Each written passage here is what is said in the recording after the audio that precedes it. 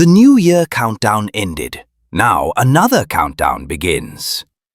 SpaceX just completed the final piece of Pad 2's launch system, the SQD arm extension, installed on January 6th. Both B-19 and S-39 finished production weeks ago, yet neither vehicle has rolled out for testing. Road closures continue at Starbase, but they're for test tanks, not flight hardware. So what's really happening behind this unusual pause?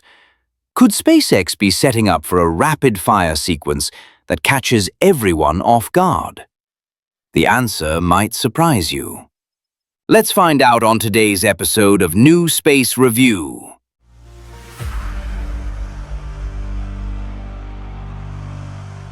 This silence at Starbase tells a different story than most people realize. When hardware sits idle after completion, it usually signals delays or problems. But SpaceX doesn't follow normal rules. They're playing a different game entirely. Look at what actually happened on January 6th. That SQD arm extension didn't just appear overnight. SpaceX prefabricated it at the Sanchez site, tested every fitting, every valve connection, every structural joint. When that massive crane lifted it into position above Pad 2, they weren't experimenting. They were executing a plan months in the making.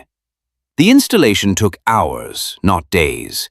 No trial and error, no going back to fix mistakes.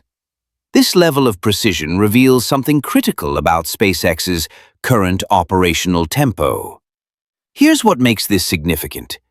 The first SQD section installed last month was essentially structural backbone, strong steel holding everything up. But this new section? It's the nervous system. Dense piping networks, complex valve arrays, interface panels designed for direct connection to Starship's propellant systems. This is where fuel flows from ground storage into the vehicle. Without this piece, Pad 2 was just an expensive metal sculpture. With it, Pad 2 becomes a functional launch platform, capable of supporting the highest flight rate SpaceX has ever attempted. And that brings us to a question nobody's asking loudly enough. Why build Pad 2 at this exact moment? SpaceX could have waited another 6 months, focused resources elsewhere. Instead, they pushed hard to complete it now, in early January, right before Flight 12. That decision wasn't random. It suggests they know something about their upcoming launch cadence that we don't. Meanwhile, at the Massey test site, something equally revealing just concluded. Remember that ship aft section SpaceX rolled out last week? They mounted it on test tank B-18.3 and subjected it to hot staging stress tests. Hot staging creates brutal conditions. You're lighting upper stage engines while still connected to the booster. The forces involved are extreme, asymmetric, and unpredictable. Previous tests showed structural weaknesses that needed addressing. So SpaceX went back, redesigned critical elements, and tested again. On January 6th, that crane returned and lifted the ship aft section clean off the test tank. No visible damage. No extended troubleshooting sessions. No engineers swarming the hardware with inspection equipment. Just a clean lift and removal. In the space industry, that's the closest thing you get to a public declaration of success. If problems existed, that hardware would still be sitting there while teams analyzed data and debated solutions. This successful test validates more than just structural integrity. It confirms that SpaceX's iterative design process, build, test, break, redesign, test again, actually works at the speeds they're attempting. Most aerospace companies would need 18 months to complete this cycle. SpaceX did it in weeks. That's not just efficiency. That's a fundamental reimagining of how spacecraft development operates. Now, both the ship aft section and test tank B-18.3 will likely clear out of Massey soon. They've served their purpose. And that creates space for the real stars of the show, B-19 and S-39. Both vehicles completed production but haven't moved yet. This creates an interesting strategic puzzle. If B-19 rolls to Massey first, it could complete cryogenic testing within days. That frees S-39 to follow a clear path without scheduling conflicts. But if S-39 goes first, B-19 stays at the production site longer, potentially allowing parallel preparations that compress the timeline even further. Both approaches work. Both have advantages. The choice reveals priorities. My analysis? B-19 should row first. Here's why. Boosters historically encounter fewer critical issues than ships. If problems arise, and they will because this is rocket science, rebuilding or repairing a booster happens faster. We saw this with B-18. Unexpected complications created delays that cascaded through multiple flights. Learning from that experience means protecting the schedule by de-risking the booster pathway first. There's another factor people overlook: consecutive static fire tests.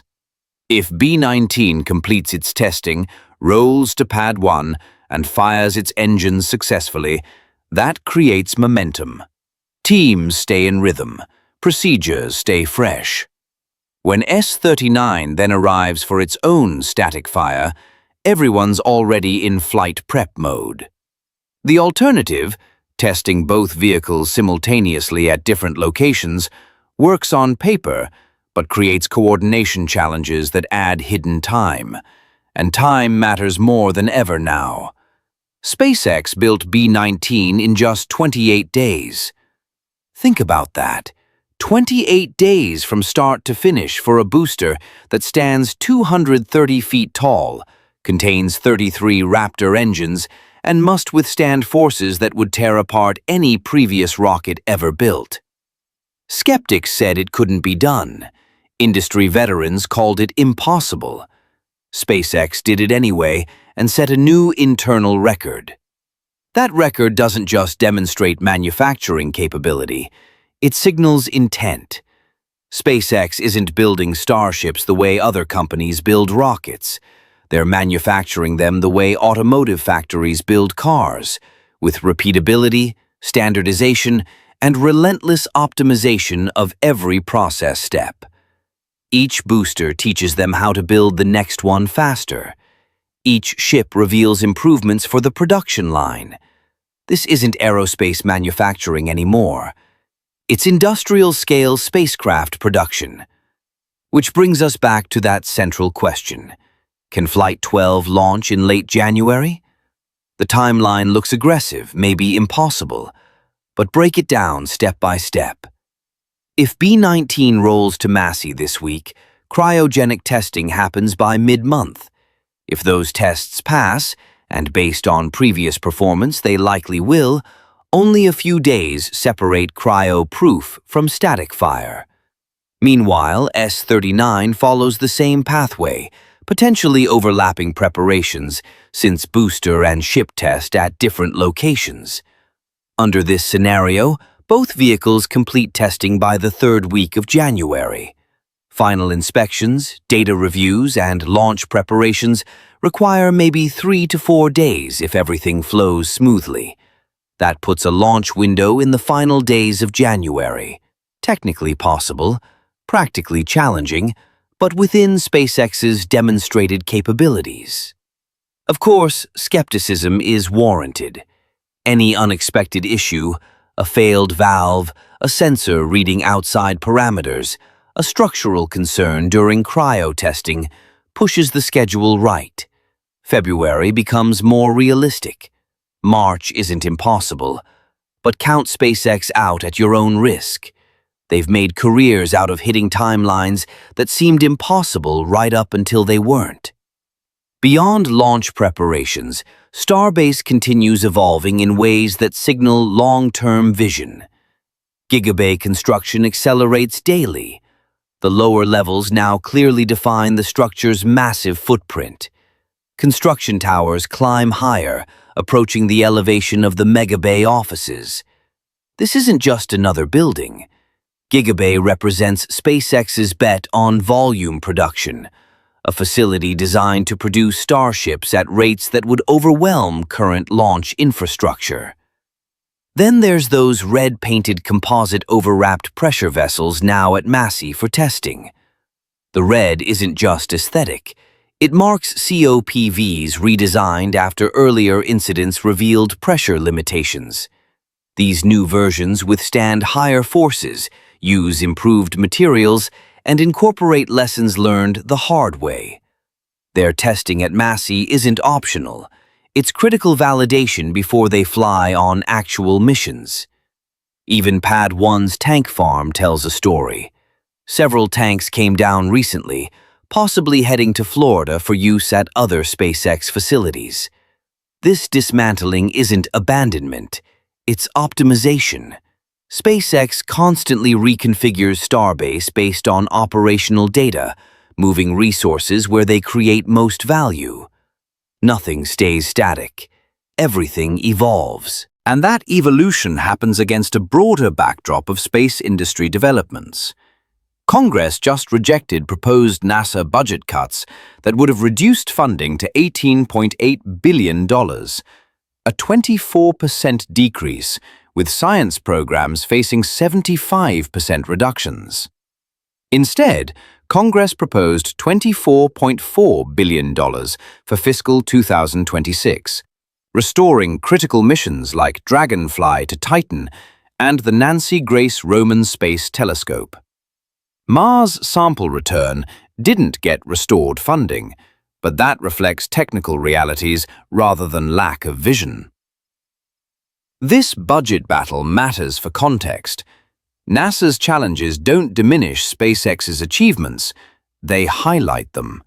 While government programs navigate bureaucratic and funding constraints, commercial space operations like Starship demonstrate alternative pathways forward. Both approaches have value, both deserve support, but the contrast shows why SpaceX's rapid iteration model generates such attention and hope.